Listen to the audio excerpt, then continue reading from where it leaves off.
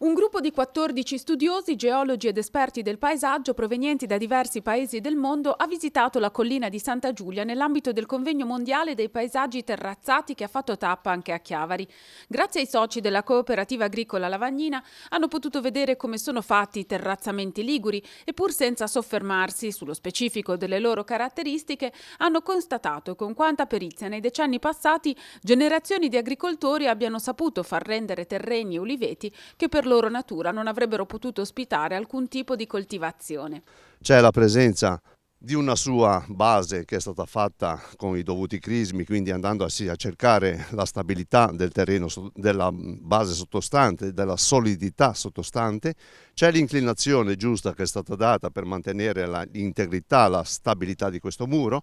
C'è, e da qui non la possiamo vedere, ma vi assicuro che c'è un giusto drenaggio per consentire alle acque che arriveranno, perché poi arriveranno, oggi c'è il sole ma le acque arriveranno, quindi c'è il giusto drenaggio per consentire all'acqua di andarsene via, e c'è già pronta lì la terra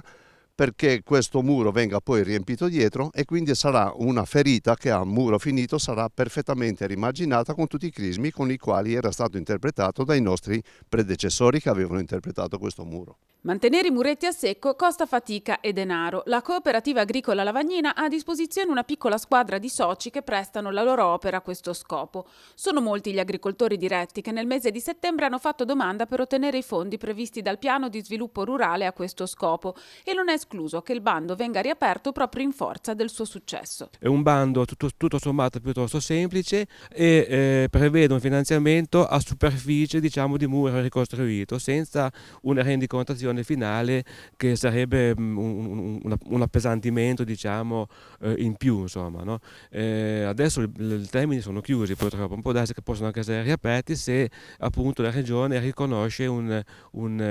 buon successo a questa esperienza.